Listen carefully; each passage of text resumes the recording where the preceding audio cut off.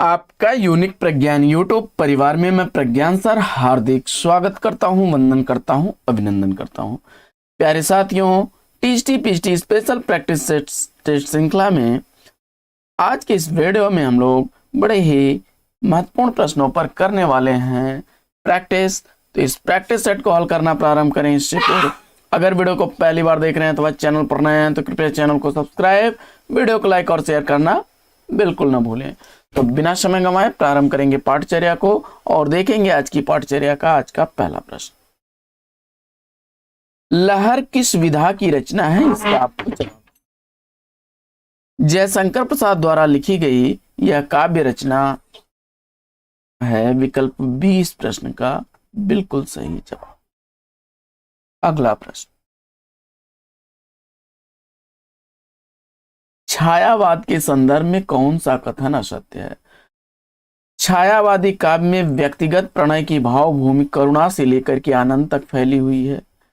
अभिव्यंजना की दृष्टि से अभिधात्मक शैली की प्रधानता छायावाद की मुख्य विशेषता रही है। तो लक्षणात्मक शैली प्रयोग हुई है, लक्षणात्मकता है विकल्प 20 का जो है यह सही कथन नहीं है। बाकी छायावादी प्रेम, सौंदर्य और यौवन की कविता है। छायावादी काव्य में अनुभूति की प्रधानता के कारण उसे स्थूल के प्रति सूक्ष्म का विद्रोह माना गया है। तो विकल्प 20 प्रश्न का सही जवाब हो जाएगा। आइए बढ़ते हैं आगे, देखते हैं अगला प्रश्न। पूछा जा रहा है आंसू क्या है, और जयशंकर प्रसाद द्वारा लिखा गया यह आंसू मुक्तक काव्य शैली का विरह काव्य है। विकल्प ए इस प्रश्न का राइट आंसर हो जाएगा। आइए बढ़ते हैं आगे और देखते हैं अगला प्रश्न। अगला प्रश्न है कि जयशंकर प्रसाद की कामायनी की भाषा क्या है। कामायनी महाकाव्य किस भाषा में लिखा गया है, इसका आपको जवाब बताना है।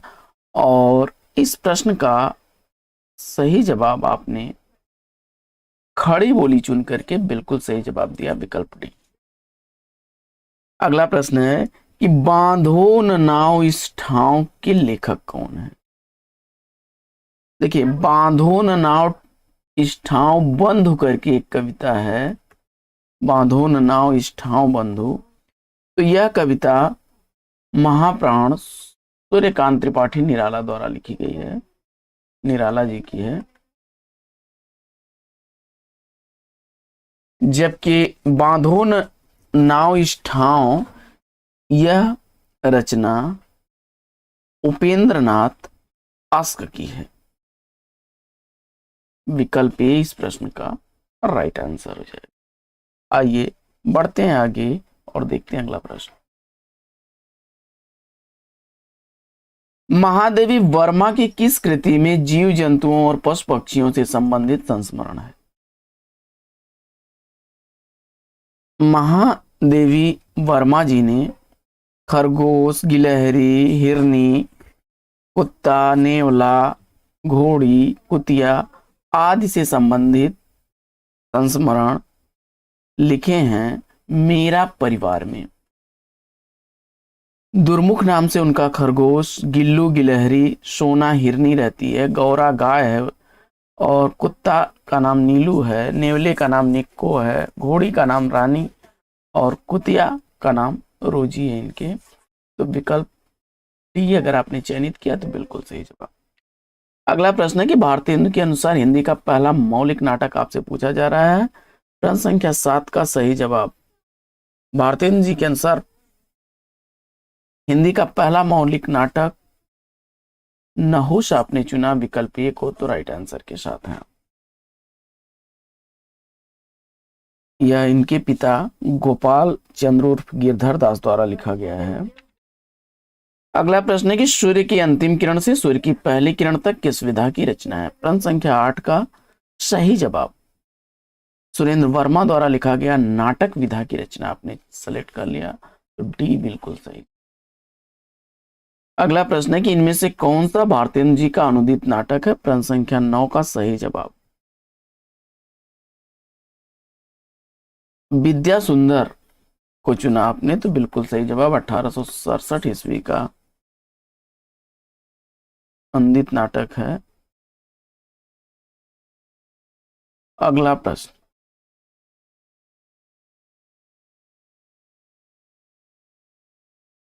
मादा कैक्टस नाटक किसने लिखा है? मादा कैक्टस नाटक लक्ष्मी नारायण लाल द्वारा लिखा गया है। सूखा सरोवर, तीन आंखों वाली मछली, तोता मैना, रात रानी आदि इनके द्वारा लिखे गए अन्य नाटक हैं। आगे बढ़ते हैं और देखते हैं अगला, डॉक्टर नामक कृति की विधा क्या है? विष्णु प्रभाकर जी द्वारा लिखा गया डॉक्टर नाटक विधा की रचना है। विकल्प ए इस प्रश्न का सही जवाब। अगला प्रश्न है कि कोणार्क नाटक की रचना किसने की? प्रश्न संख्या 12 का सही जवाब, कोणार्क नाटक की रचना किसने की? और कोणार्क नाटक का नाटककार जगदीश चंद्र माथुर को आपने चुना, तो विकल्प बी इस प्रश्न का राइट आंसर। अगला प्रश्न है कि जन्मेजय का नाग यज्ञ के लेखक कौन है? जन्मेजय का नाग यज्ञ किसके द्वारा लिखा गया है?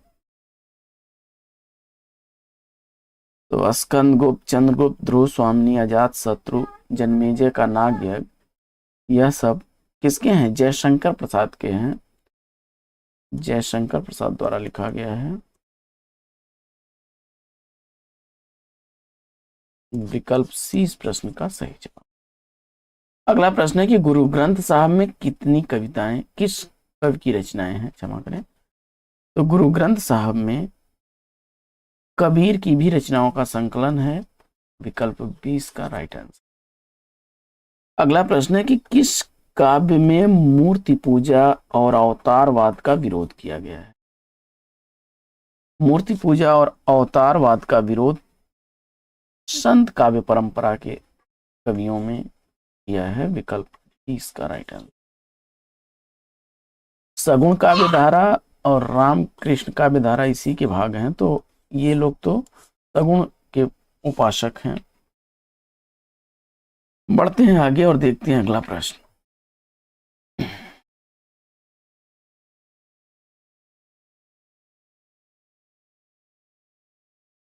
द्वैतवाद किस आचार्य द्वारा प्रवर्तित संप्रदाय है? द्वैतवाद के प्रवर्तक आचार्य कौन है? जवाब में आपने मध्वाचार्य को चुना, तो डी विकल्प इस प्रश्न का राइट आंसर है। विशिष्टाद्वैतवाद के प्रवर्तक हैं रामानुजाचार्य। विशिष्टाद्वैतवाद के प्रवर्तक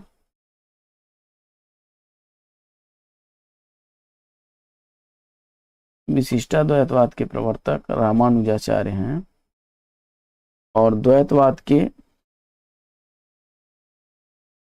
प्रवर्तक मध्वाचार्य हैं। द्वैताद्वैतवाद निम्बार्काचार्य का है। क्योंकि मैं उसे जानता हूं कविता संग्रह किसका है? 1969 ईस्वी का प्रकाशित यह काव्य संग्रह अज्ञेय जी का है। विकल्प ए इस प्रश्न का बिल्कुल सही जवाब। शरणार्थी, सागर मुद्रा, कितनी नावों में कितनी बार, हरी घास पर क्षण भर आदि इनकी अन्य रचनाएं हैं। अगला प्रश्न है कि शिव शंभू के चिट्ठे के लेखक कौन है? शिव शंभू के चिट्ठे किसके द्वारा लिखा गया है? और इस प्रश्न का सही जवाब बाल मुकुंद गुप्त को चुन करके आपने बिल्कुल सही उत्तर दिया है। विकल्प डी। अगला प्रश्न है कि तुलसीदास चंदन घिसे के लेखक कौन है?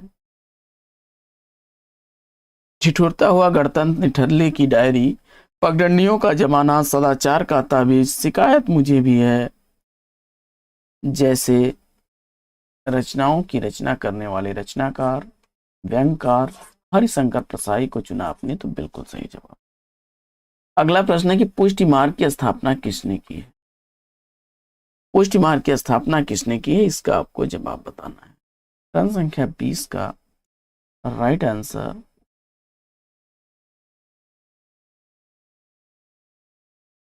वल्लभाचार्य को चुन करके आपने बिल्कुल सही जवाब दिया है, विकल्प बी। अगला प्रश्न है कि 84 वैष्णवन की वार्ता और 200 वैष्णवन की वार्ता किस रूप में है? और इस प्रश्न का जवाब मुझे उम्मीद है आपने चयनित किया होगा जीवनी। तो बिल्कुल सही जवाब यह जीवन वृत्त है, गोकुलनाथ द्वारा लिखा गया है, विकल्प ए इसका राइट आंसर है। अगला प्रश्न है कि अष्टछाप की स्थापना किसने की? तो वल्लभाचार्य के 4 शिष्य और 4 शिष्य विठलनाथ ने स्वयं के लेकर के 1565 ईस्वी में अष्टछाप की स्थापना की थी। नंददास छीत स्वामी, गोविंद दास और चतुर्भुज दास विठलनाथ के शिष्य थे।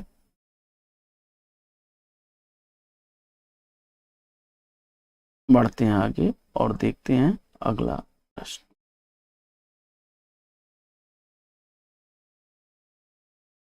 सूरदास किस रस का कोना कोना झांकाए हैं? और जवाब में आपने चयनित कर लिया है वात्सल्य, विकल्प डी को, तो राइट आंसर है आपका। अगला प्रश्न है कि तुलसीदास की कौन सी रचना ब्रज भाषा में है? तुलसीदास की कौन सी रचना ब्रज भाषा में है? और इस प्रश्न का राइट आंसर कवितावली चुन करके आपने बिल्कुल सही जवाब दिया। अगला प्रश्न है कि तुलसीदास किस दार्शनिक मत के भक्त कवि हैं? और इस प्रश्न का सही जवाब सगुण काव्यधारा के ये रचनाकार हैं, विशिष्टाद्वैतवाद से प्रभावित हैं, विकल्प डी इसका राइट आंसर। अगला प्रश्न है कि सीता को प्रधानता देकर लिखा गया सीतायन के रचनाकार कौन है? प्रश्न संख्या 26 का सही जवाब आपने चयनित कर लिया रामप्रिया शरण को, तो विकल्प डी इस प्रश्न का बिल्कुल सही। अगला प्रश्न, आचार्य रामचंद्र शुक्ल ने प्रेमाख्यानक काव्य परंपरा का प्रथम कवि किसे माना है? शुक्ल जी के अनुसार प्रेमाख्यानक काव्य परंपरा के प्रथम कवि कुतुबन है, विकल्प डी बिल्कुल सही जवाब। पद्मावत में रत्नसेन किसका प्रतीक है? और जवाब में आपने मन का प्रतीक चुन करके बिल्कुल सही जवाब दिया है, विकल्प बी। अगला प्रश्न, कुछ आप बीती कुछ जग बीती संस्मरण के लेखक कौन है? कुछ आप बीती कुछ जग बीती संस्मरण भारतेंदु हरिश्चंद्र जी द्वारा लिखा गया है, विकल्प सी इस प्रश्न का बिल्कुल। अगला प्रश्न है कि सही युग्म का चयन करना है।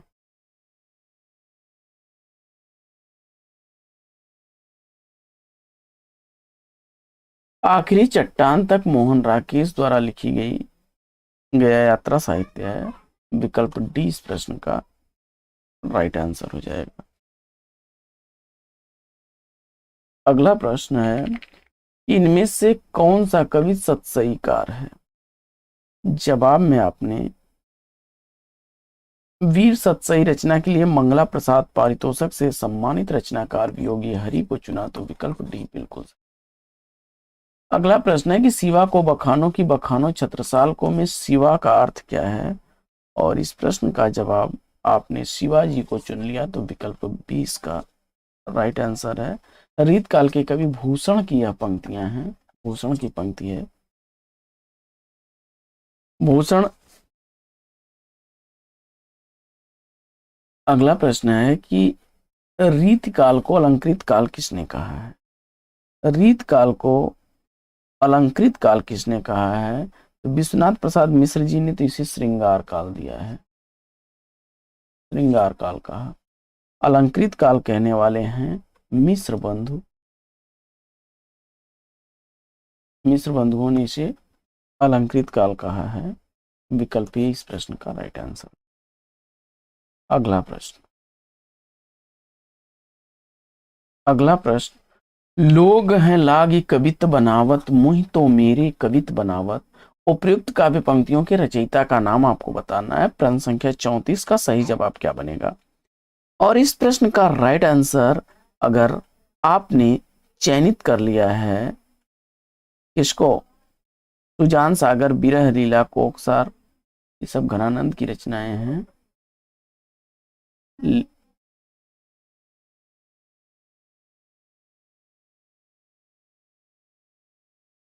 लोग हैं लागी कवित बनावत, मोहि तो मेरे कवित बनावत, यह काव्य पंक्तियां किसकी हैं?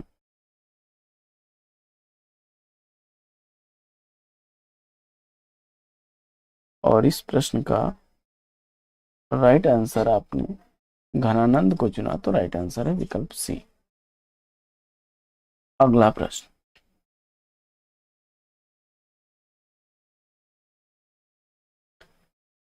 भूषण को कवि भूषण की उपाधि किसने प्रदान की थी? प्रश्न संख्या 35 का सही जवाब क्या बनेगा? भूषण को भूषण की उपाधि किसने दी थी? और इस प्रश्न का जवाब आपने सोलंकी के राजा रुद्र शाह को चुन लिया, तो विकल्प सी इसका सही जवाब। अगला प्रश्न है कि हरिवंश राय बच्चन की आत्मकथा कितने भागों में प्रकाशित है? तो आप जानते हैं, क्या भूलूं क्या याद करूं, नीड़ का निर्माण, फिर बसेरे से दूर और 10 द्वार से सोपान तक की, ये 4 रचनाएं इनकी हैं, हरिवंश राय बच्चन की आत्मकथा। विकल्प डी इसका सही जवाब।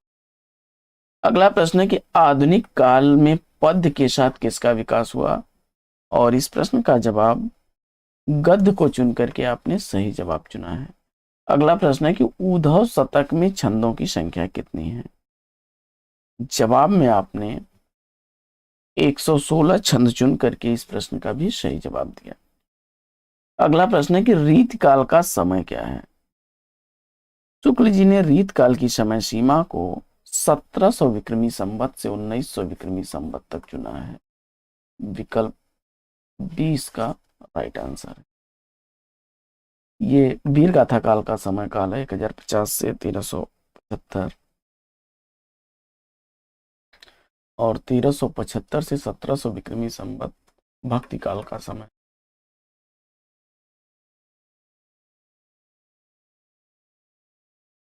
हिंदी साहित्य के इतिहास लेखन की परंपरा का सूत्रपात किसने किया? इसका आपको जवाब बताना है। इस प्रश्न का राइट आंसर आपने फ्रेंच विद्वान इस्तवार द ला लिटरेचर इन द हिंदुस्तानी नामक इतिहास ग्रंथ के लेखक गारसा द तासी को चुना, तो विकल्प बी बिल्कुल सही जवाब। अगला प्रश्न है कि भक्ति काल का नाम पूर्व मध्यकाल किस आचार्य ने दिया? भक्ति काल को पूर्व मध्यकाल कहने वाले हैं आचार्य हजारी प्रसाद त्रिवेदी जी। हिंदी में कलम का सिपाही किसे कहा गया है? तो मुंशी प्रेमचंद्र को कलम का सिपाही कहा गया है। विकल्प ए इस प्रश्न का राइट आंसर। कलम का सिपाही नाम से जीवनी इनकी अमृत राय ने लिखी थी, इनके पुत्र अमृत राय ने। प्रेमचंद घर में है, शिवरानी देवी द्वारा लिखी गई है। आत्मा की आंखें के अनुवादक रामधारी सिंह दिनकर को चुनकर के आपने बिल्कुल सही चुना। अगला प्रश्न है कि वीर गाथा कालीन रासो काव्यों में निम्नलिखित में से किसका वर्णन नहीं है? प्रश्न संख्या 44 का सही जवाब।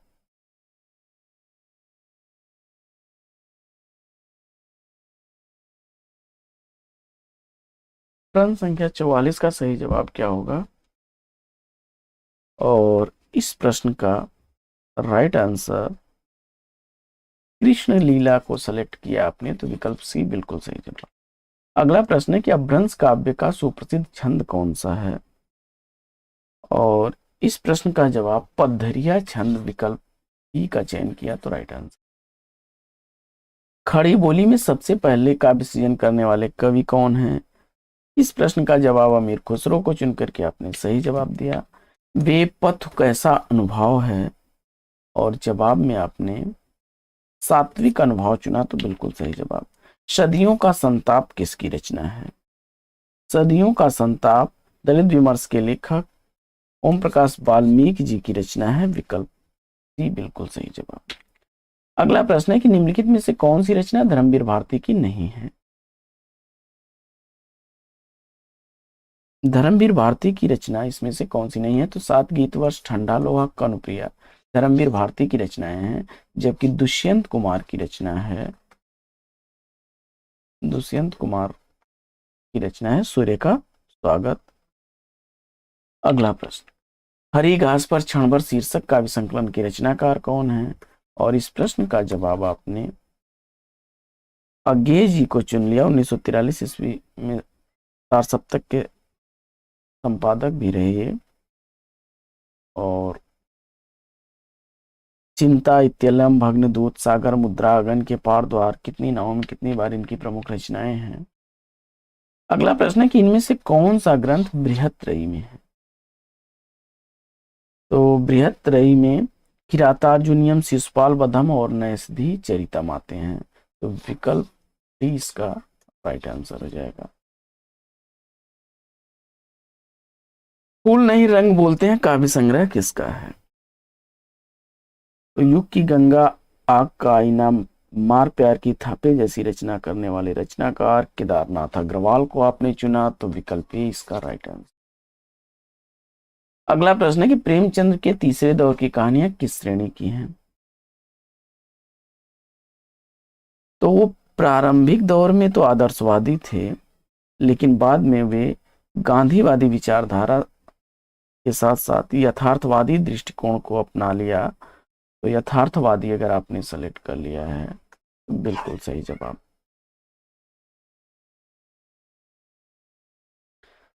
अगला प्रश्न है कि निम्नलिखित में से राजेंद्र यादव की कहानी कौन सी है।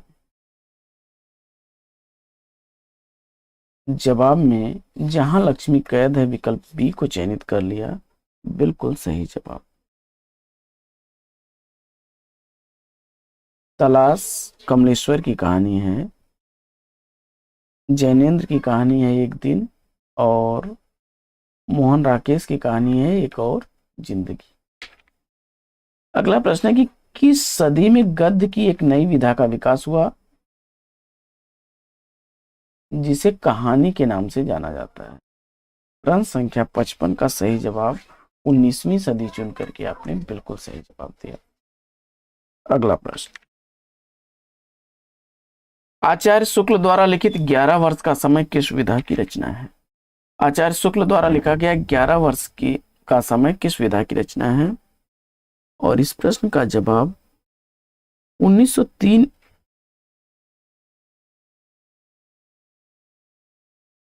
कहानी विधा की रचना है। यह 11 वर्ष का समय, विकल्प ए इसका राइट आंसर है।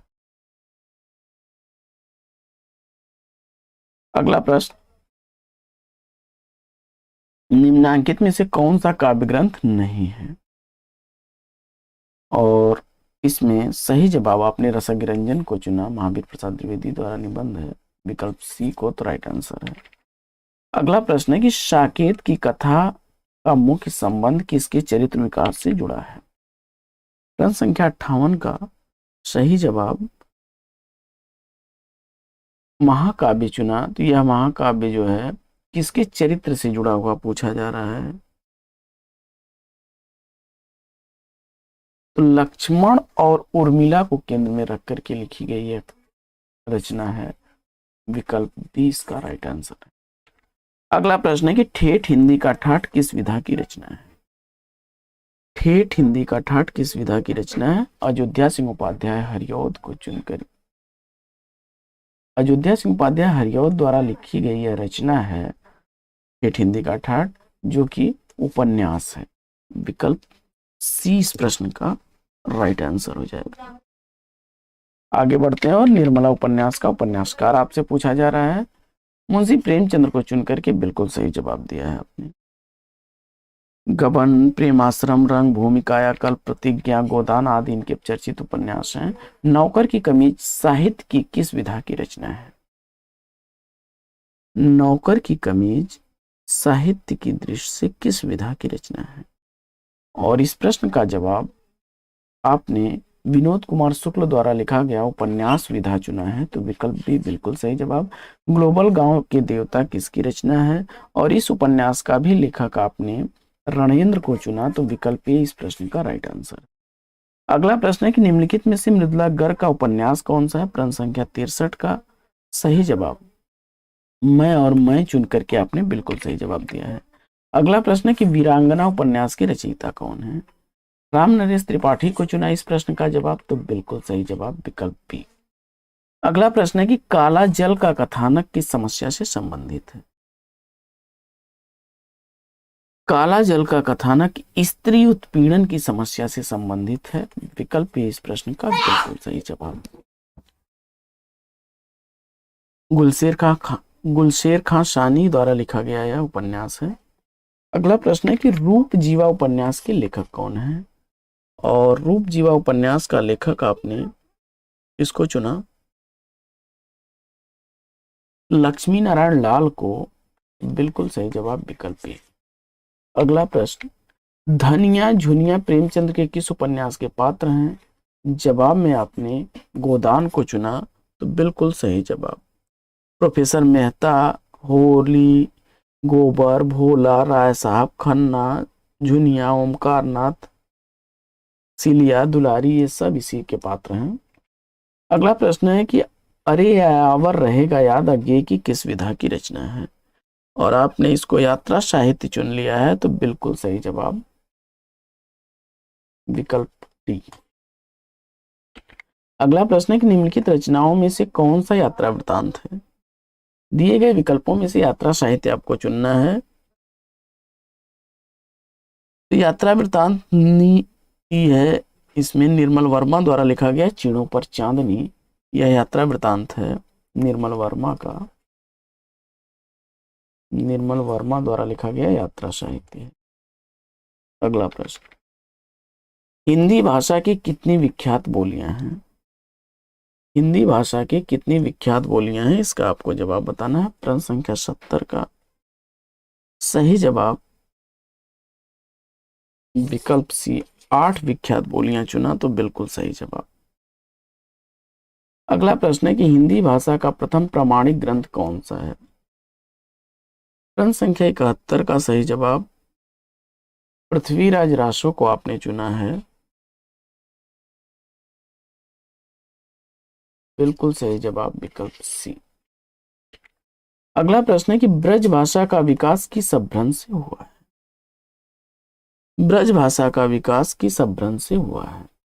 और इस प्रश्न का जवाब पश्चिमी हिंदी की उपभाषा जो है सौरसेनी अपभ्रंश से विकसित है। विकल्प ए इस प्रश्न का राइट आंसर है। अगला प्रश्न है कि हिंदी आकृति की दृष्टि से किस प्रकार की भाषा है?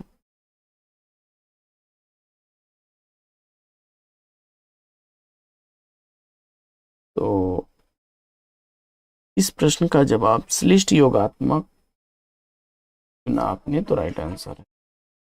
अगला प्रश्न है कि भाषा की दृष्टि से ऊ किस प्रकार का स्वर है? और पश्च समृद्ध स्वर चुन करके बिल्कुल सही जवाब दिया। हड़ौती बोली किस उपभाषा के अंतर्गत आने वाली है? हड़ौती बोली राजस्थानी भाषा के अंतर्गत आती है। विकल्प डी इसका राइट आंसर।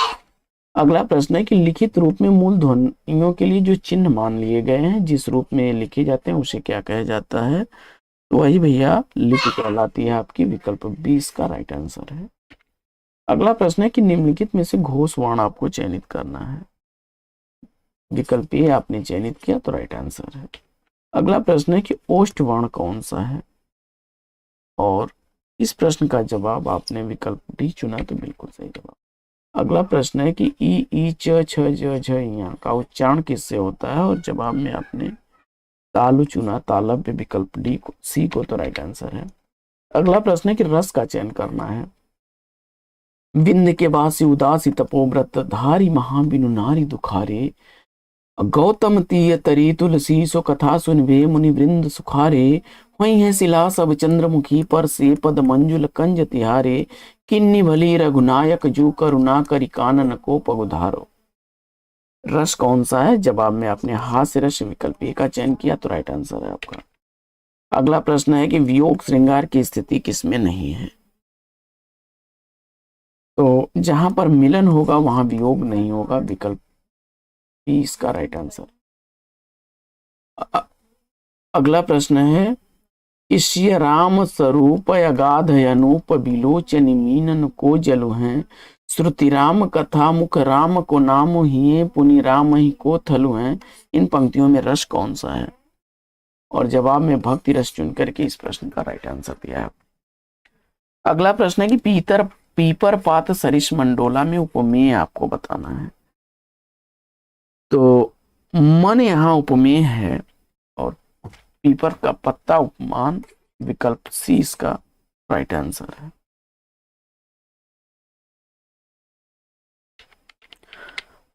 अगला प्रश्न है कि उस काल मारे क्रोध के तन कांपने, उस का लगा मानो हवा के जोर से सोता हुआ सागर जगा।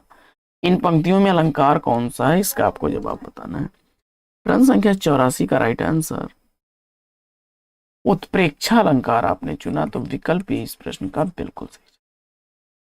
अगला प्रश्न है कि मन मलिन तन सुंदर कैसे बिसरस भरा कनक घट जैसे। इन पंक्तियों में कौन सा अलंकार है। प्रश्न संख्या 85 का सही जवाब आपने दृष्टांत अलंकार को चुना, तो विकल्प इस प्रश्न का राइट आंसर है। अगला प्रश्न है कि जो वर्ण अथवा मात्रा की संख्या में नियमित हो उसे क्या कहा जाता है। प्रश्न संख्या 86 का सही जवाब आपने छंद चुना है, तो विकल्प इस प्रश्न का राइट आंसर। अगला प्रश्न है कि सही विकल्प का चयन करना है। प्रश्न संख्या 87 का राइट आंसर विकल्प ए को चुना, तो बिल्कुल सही जवाब। चमत्कार की क्षमता रखने वाले एक ही श्लोक को क्या कहते हैं, मुक्तक कहते हैं। अगला प्रश्न है कि वसंत तिल का छंद में कितने वर्ण होते हैं। 14 वर्ण चुनकर के इस प्रश्न का सही जवाब दिया आपने। अगला प्रश्न है कि संधि के कितने भेद हैं। संधि मुख्यतः स्वर संधि, व्यंजन संधि और विसर्ग संधि 3 तरह की होती है, विकल्प सी इसका राइट आंसर। महोत्सव का संधि विच्छेद आपको बताना है, तो महाधनोत्सव महोत्सव गुण संधि का उदाहरण है या विकल्प सी बिल्कुल सही जवाब। अगला प्रश्न है कि निम्नलिखित शब्दों में से स्वर संधि की पहचान करनी है। तो पुस्तक धन आलय पुस्तकालय, विकल्प ए का चयन किया आपने, तो राइट आंसर। अगला प्रश्न है कि गगनचुंबी इमारतें बहुत हैं, इसमें गगनचुंबी में आपको बताना है समास। तत्पुरुष सेलेक्ट कर लिया, कर्म तत्पुरुष को, तो बिल्कुल सही जवाब विकल्प ए। परमेश्वर में समास आपको बताना है। कर्मधारय चुन करके भी इस प्रश्न का सही जवाब दिया आपने। मल्हार अलापना मुहावरे का उचित अर्थ क्या होगा। और चैन से जिंदगी काटना, विकल्प सी का चयन किया, तो राइट आंसर है।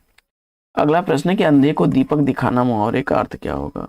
अंधे को दीपक दिखाने का अर्थ यही है कि नासमझ को उपदेश देना, विकल्प बी। अगला प्रश्न है कि दिए गए विकल्पों में से रिक्त स्थान के लिए उचित मुहावरे का प्रयोग कीजिए। प्रश्न संख्या 96 का राइट आंसर पुलिस को देख करके चोर क्या हुआ, 9 2 11 हो गया, विकल्प ए इस प्रश्न का राइट आंसर है। अगला प्रश्न है कि तत्सम शब्द की पहचान करनी है आपको। चक्र शब्द इसमें जो है यह तत्सम है, इसका तत्सम बनेगा चंद्र, छत का होता है छत और छेद का होता है छिद्र, तो विकल्प ए के साथ बिल्कुल सही जवाब। फिर आपको तद्भव पहचान करनी है। अगले प्रश्न में तद्भव की पहचान करनी है, तो इसका जो है तद्भव बनता है जोगी और यौवन का बनता है जोवन, और यह जो है जीव शब्द तद्भव है, जीर्ण का बनेगा झीना।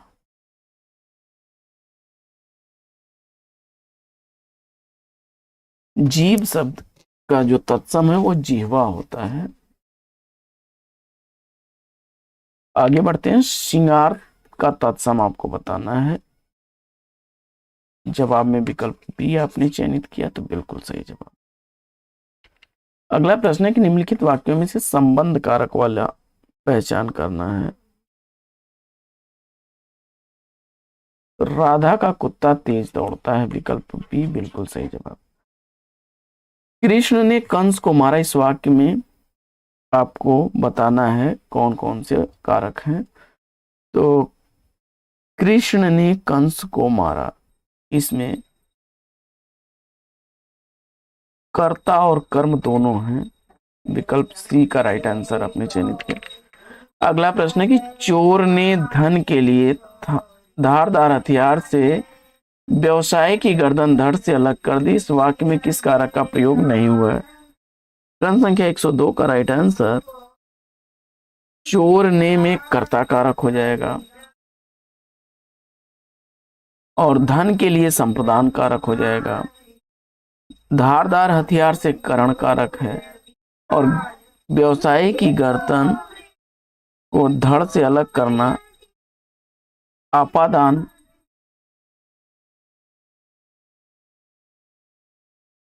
तो इसमें आपने अधिकरण कारक चुन लिया है, तो राइट आंसर है। अगला प्रश्न, लिंग संबंधी अनुपयुक्त विकल्प निम्नलिखित में से कौन सा है? प्रश्न संख्या 103 का राइट आंसर क्या होगा? और इस प्रश्न का जवाब आपने चयनित कर लिया है कर्ता करती विकल्प डी को, तो राइट आंसर हो जाएगा आपका। बढ़ते हैं आगे और देखते हैं अगला प्रश्न। अगला प्रश्न है कि निम्नलिखित विकल्पों में से दाता शब्द का स्त्रीलिंग क्या बनेगा? और इस प्रश्न का राइट आंसर दात्री चुन करके आपने बिल्कुल सही जवाब दिया है। अगला प्रश्न है कि समिति शब्द का बहुवचन आपको बताना है। प्रश्न संख्या 105 का सही जवाब समितियां विकल्प बी चयनित किया, तो राइट आंसर है।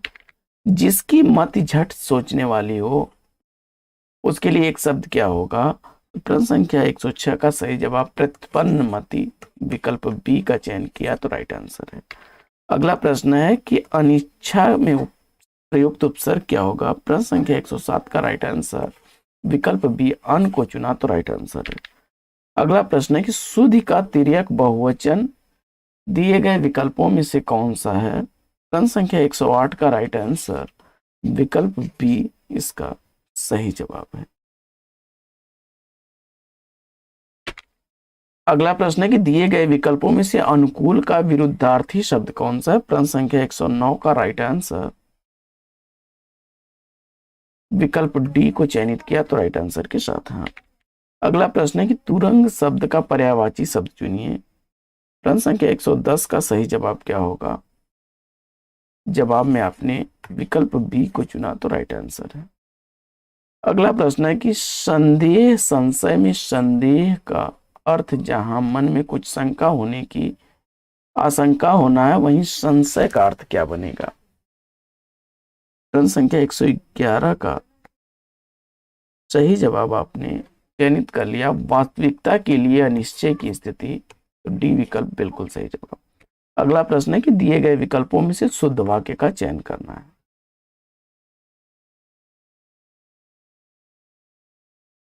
आपकी शंकाओं का समाधान हो जाना चाहिए, विकल्प बी का चयन किया आपने, तो राइट आंसर है आपका। अगला प्रश्न है कि श्यामा बुद्धिमती बालिका अस्ति का हिंदी अनुवाद क्या होगा? प्रश्न संख्या 113 का राइट आंसर विकल्प ए श्यामा चतुर लड़की है को चुना, तो राइट आंसर है। अगला प्रश्न है कि काशी बड़ी नगरी है का संस्कृत अनुवाद क्या होगा? प्रश्न संख्या 114 का सही जवाब विकल्प प्रश्न संख्या 114 का राइट आंसर क्या होगा? विकल्प डी का चयन कर लिया आपने, तो बिल्कुल सही जवाब।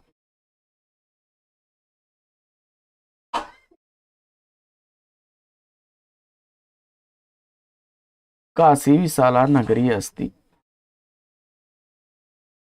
अगला प्रश्न है कि निम्न में से किस नाटक के नायक और नायिका पुरूरवा और उर्वशी हैं? जवाब में आपने सेलेक्ट कर लिया है विक्रमोर्वशीयम को, तो विकल्प 20 प्रश्न का राइट आंसर। अगला प्रश्न है कि संस्कृत व्याकरण में भूतकाल में लकार कितने होते हैं? जवाब में 3 आपने चुना, तो राइट आंसर है। अगला प्रश्न है कि बालिके अत्र, यहां संधि कौन सी होगी? तो प्रकृति भाव विकल्प सी का चयन किया, तो राइट आंसर है। अगला प्रश्न है कि अस्था धातु का भाववाच्य रूप क्या बनेगा? जवाब में स्थियते चुना, तो विकल्प सी बिल्कुल सही जवाब। अगला प्रश्न है कि निम्न में से कौन सा युग्म अशुद्ध है? और इस प्रश्न का जवाब नाट्य शास्त्र मम्मट का नहीं है, भरत मुनि का है। अगला प्रश्न है कि दा धातु लट लकार प्रथम पुरुष बहुवचन का रूप क्या बनेगा? जवाब में आपने विकल्प ए चयनित किया तो राइट आंसर है। अगला प्रश्न है कि निम्न में से कौन सा युग्म गलत है? और जवाब में आपने विकल्प डी का चयन कर लिया तो राइट आंसर। अगला प्रश्न है कि उरुह शब्दार्थ है? जवाब में आपने विकल्प डी को चुना तो राइट आंसर है। अगला प्रश्न है बुद्ध धन धी बुद्धि संधि सूत्र क्या होगा? जवाब में आपने विकल्प बी का चयन किया तो बिल्कुल सही जवाब। अगला प्रश्न है कि अस धातु का लिट लकार रूप क्या बनेगा? और भविष्यति विकल्प सी चुना तो राइट आंसर। अगला प्रश्न है कि शुद्ध वाक्य क्या होगा? और विकल्प बी का चयन किया अलम हसीतेन तो राइट आंसर है आपका।